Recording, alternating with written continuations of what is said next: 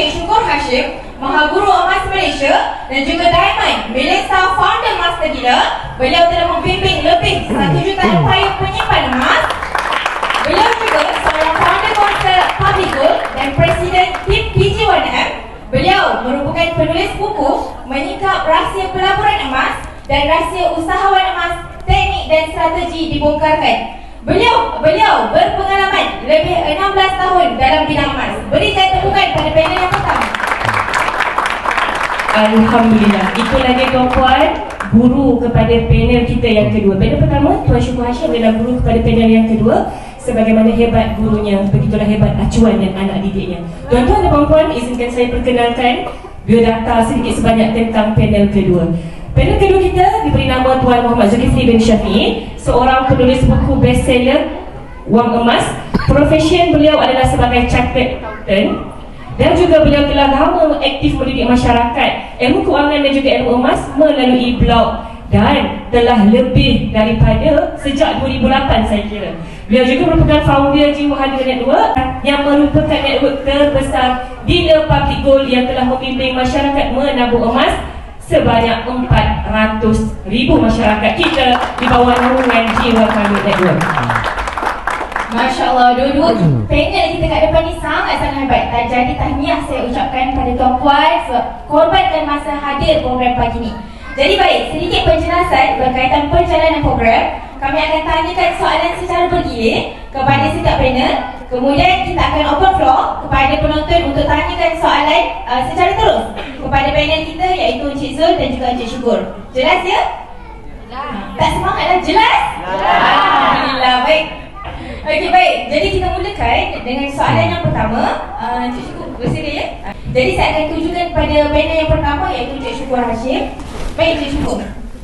Antara emas 916 dan emas 999. Kita tahu emas 916 digunakan untuk perhiasan dan emas 999 digunakan untuk pelaburan dan juga simpanan. Jadi dalam konteks nuansa masyarakat Malaysia dan dunia masa kini, boleh tuan komen tentang demand masyarakat dan dari sudut kesedaran awam tentang kedua-dua jenis emas ni. Silakan. Okey. Assalamualaikum warahmatullahi wabarakatuh. Terima kasih Oda. Baik, hadirin dan hadirat yang dirahmati Allah, first kali boleh saya tahu siapa kat sini yang dealer PG? Angkat tangan nak tengok. Okey, siapa yang bukan dealer PG? Okey, sikit. Siapa yang tak tahu dia datang sebab apa? Tak ada. Jadi di sini telah terbukti satu perkara dah sebelum kita jawab soalan, iaitu dealer PG ni adalah orang-orang yang gemar mencari ilmu. Betul? Jadi tuan-tuan mengingatkan saya kepada zaman saya dulu. Jadi sebelum saya jawab soalan, biar saya cerita sikit latar belakang saya. Nama saya Syukur Hashim. Dulu saya adalah staf University Multimedia di NMU. Saya berjaya dan Melaka. 9 tahun saya kerja dekat universiti. Dan ilmu emas ini saya belajar daripada guru emas saya, Allahyarham, Encik Abdul Halim bin Abdul Hamid, pensyarah Finance and Islamic Banking. Inilah guru saya. Tak kerana dia, saya memang tidak kenal emas. Sebab pada tahun 2006 hingga tahun 2008 ilmu emas susah dapat juga. Emas senang dicari, ilmu emas sangat susah dapat. Buku tentang emas 2008 tidak wujud. Jadi cara untuk kita belajar ilmu pada waktu itu adalah berguru dengan orang yang mahir, iaitu pensyarah Islamic Banking lah, guru emas saya. So saya bersyukur asbab ilmu dia tu, saya menyebarkan ilmu dan lahirlah Tuan Muhammad Zulkifli dan ramai lagi dealer-dealer yang hebat. Jadi tuan-tuan, itulah saya punya latar belakang. Dan saya harap lepas ini tuan-tuan akan dapat banyak ilmu dan tuan-tuan start sebarkan ilmu ini. Baik, soalan saya yang pertama, jika tuan-tuan pergi ke kedai emas, pergi di sekitar Malaysia ni, tuan-tuan masuk ke kedai emas, tuan-tuan dapati banyak barang-barang dalam kedai emas itu emas perhiasan ataupun gold bar? Perhiasan. Siapa pernah pergi ke Singapura dekat Mustafa Center kat tangan? Ingatkan angkat tangan rupanya. Jadi tuan-tuan, pergilah ke mana sahaja di seluruh dunia, tuan-tuan masuk ke dalam kedai emas, tuan-tuan akan dapati banyaknya barang kemas berbanding gold bar, betul? Jadi tuan-tuan yang investor saja yang tuan-tuan ingat, oh dunia ni sebenarnya banyak apa ni, jongkong dan dinar. No. Tuan-tuan, 50% hingga 60% daripada emas yang di Lombong setiap tahun ditukarkan kepada jewellery, barang kemas. Jadi dengan kata lain, emas ini sebenarnya dia banyak menjadi barang kemas. 20% baru jadi jongkong dan dinar ni, tuan-tuan. Jadi tuan-tuan adalah orang yang menyimpan 20% daripada keluaran emas ni, jongkong, dinar, lain tu adalah barang kemas. Kenapa sedemikian? Kenapa orang tak simpan jongkong? Jongkong kan lebih untung. Kenapa nak simpan barang kemas? Jawapannya adalah emas ini objek yang Allah Ta'ala jadikan dia ni sebagai logam yang sangat cantik. Jadi logam yang sangat cantik, manusia lebih cenderung untuk gunakan emas ini sebagai objek barang kecantikan. Jadi sebab itu masyarakat di Malaysia ini lebih terdedah kepada emas perhiasan. Jongkong emas biasanya orang tidak tahu. Dulu kalau saya tanya orang lelaki, abang ada simpan emas? Buat apa simpan emas? Emas ni kan barang perempuan. Haram. Itu adalah benda yang selalu orang lelaki jawab dulu. Jadi bila saya tanya, abang ada emas? Tak ada. Makan barang perempuan. Sebab tu orang lelaki ni miskin. Ayah saya dengan mak saya, tuan-tuan tahu tak? Mak saya lebih banyak emas kat sekilo berbanding bapa saya. Sebab mak saya, sebab dia perempuan, dia simpan barang kemas. Jadi dia punya harta tu banyak dalam bentuk emas 916. Jadi dengan kata lain tuan-tuan, sama ada emas 916 ataupun emas jongkong, kedua-duanya sebenarnya untung jika disimpan dan dia ada ilmu untuk untung dari segi kedua-dua ni. Jadi dengan kata lain, masyarakat lebih terdedah kepada barang kemas. Namun nak untung lebih, tuan-tuan kena selami ilmu yang kedua, iaitu emas untuk pelaburan, iaitu jongkong dan juga shilling emas. Okey, itu jawapan saya. Terima kasih. Tuan-tuan dan puan-puan, terima kasih Tuan Syukur. Seterusnya soalan kedua, salah satu kegunaan emas kita tahu adalah untuk digunakan ketika berlakunya kecemasan. Tidak boleh tidak. Bila kita sebut emas, sudah tentunya kita sering dikaitkan dengan Ar-Rahnu. Kerana apa? Kita difahamkan Ar-Rahnu ini merupakan satu kemudahan yang kita boleh gunakan selaku seorang penyimpan emas yang tegar. Baiklah, Tuan Zul, seterusnya itu baru mukadimah. Dah bersedia? Level up, betul? Baiklah Tuan Zul, soalannya, antara jual emas dan juga meramukan emas, mana yang lebih baik berdasarkan pengalaman dan pengamatan Tuan Zul, dan juga situasi yang bagaimanakah yang digelarkan kecemasan dalam konteks pengurusan kewangan? Dipersilakan Tuan. Okey, terima kasih Puan Faizal. Soalan itu satu bila. Okey, soalannya dua. Yang pertama ialah jual atau mempajak, mana lebih baik, dan soalan yang kedua ialah bila situasi dianggap kecemasan. Okey, sebelum tu tuan-puan, saya perkenalkan, saya cerita sedikit lah bagaimana saya berminat dengan emas. Saya kenal emas kali pertama sebelum saya kenal blog Jutawan Emas. Saya trigger untuk membeli emas ketika Kerajaan Negeri Kelantan mengeluarkan dinar Kelantan. Saya sebagai orang Kelantan, jadi saya tertarik, kenapa dinar ni? Cuma pada waktu tu saya tak ada ilmu tuan-puan. Saya pergi kedai emas, saya tengok satu dinar harga dia 300 lebih. Saya cakap mahal. Mahal, apa ni barang kecil mahal, tak nak beli. Itu pertama kali tuan-puan saya nampak, saya lihat dinar emas tu macam mana. Saya pergi, barang 300 lebih kecil, tak nak beli, mahal. Sekarang ni 300 mahal ke murah? Murah. Jadi kalau tuan-puan nak beli emas, kesilapan pertama ialah tunggu harga murah. Jadi tuan-puan beli hari ni, nanti 5 tahun tuan-puan cakap harga hari ni murah. Hari ni semua orang cakap mahal. Tak ada satu zaman yang orang anggap harga emas tu murah, tak ada.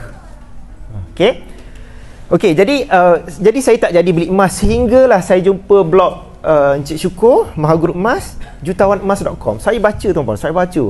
Saya rasa semua artikel Cik Syukur tulis tu semua saya baca, dan Cik Syukur jual e-book waktu tu, belum ada buku. Harga e-book RM80. Saya beli e-book saja RM80 dan saya baca. Saya rasa kalau Cik Syukur jual 200 pun saya akan beli. nilai ilmu, tak ada ilmu tentang emas pada waktu tu tuan-puan.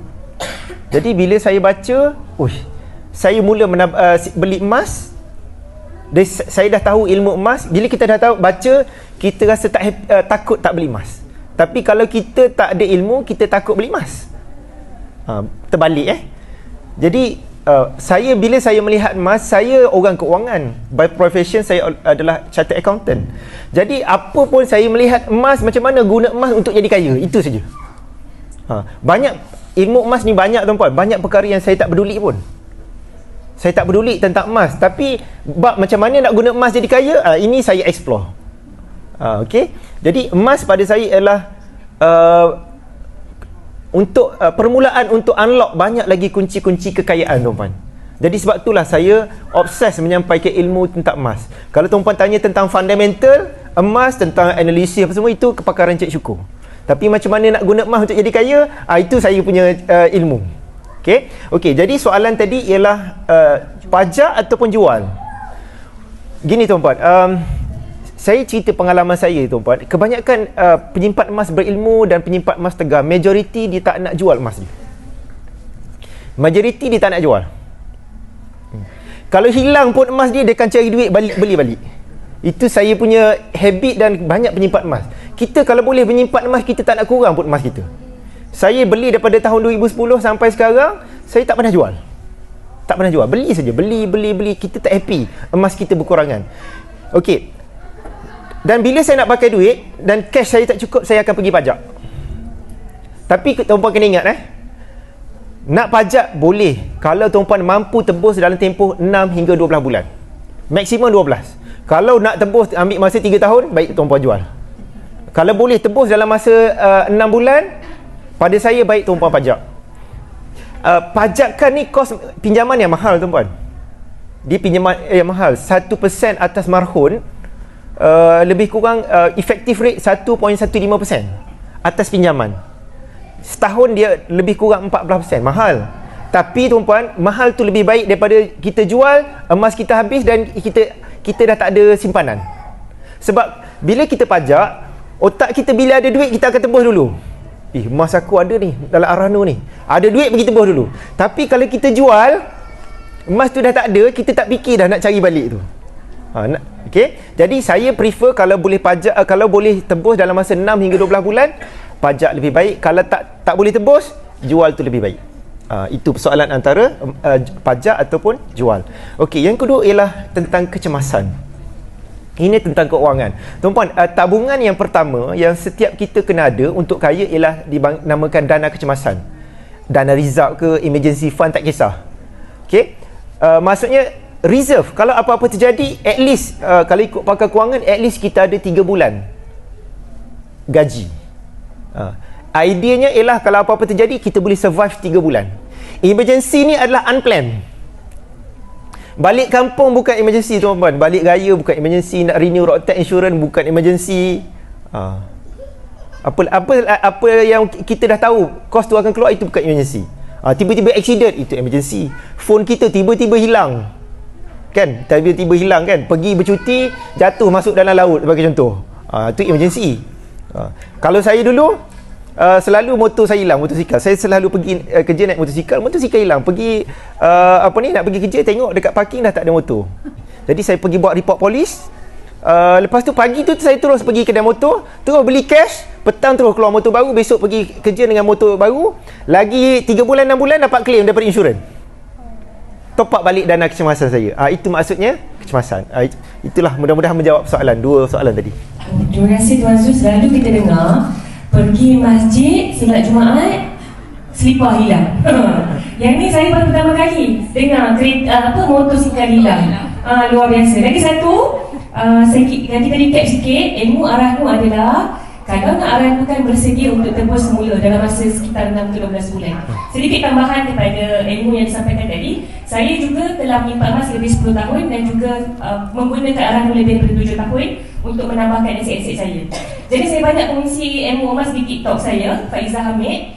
Dan salah satu yang komen ni tuan-puan yang saya rasa cannot brain, ilmu yang saya belajar kalau nak Arano kena tebus cepat lah, 6 bulan. Okey, 6 bulan tebus. Ada seorang hamba Allah ni saya tak boleh sebut nama dia sebab saya kena lupa nama dia dah. Dia kata, tak apa, saya pun selalu Arano kan. Saya selalu tebus, dah berapa lama dah saya tanya dia Arano? Dah 5 tahun. Saya cakap, kenapa tak tunggu sampai kiamat? Baru kau tebus ni. Ingat tuan-puan, cas Arano sangat mahal, tetapi lebih baik daripada kita meminta-minta dan menagih simpati orang ramai. Dalam masa yang sama, kalau kita nak jual, kita kena ingat, susah untuk kita dapat harga kita nak beli. No, Rukia macam kita pula panel dia dah. Baiklah tuan-tuan dan puan, untuk soalan seterusnya. Nak mula menabung emas, mudah sahaja klik link website di channel YouTube saya dan kliklah daftar percuma. Saya akan bantu sebaiknya. Terima kasih kepada yang sudah menonton. Jangan lupa like, komen dan subscribe.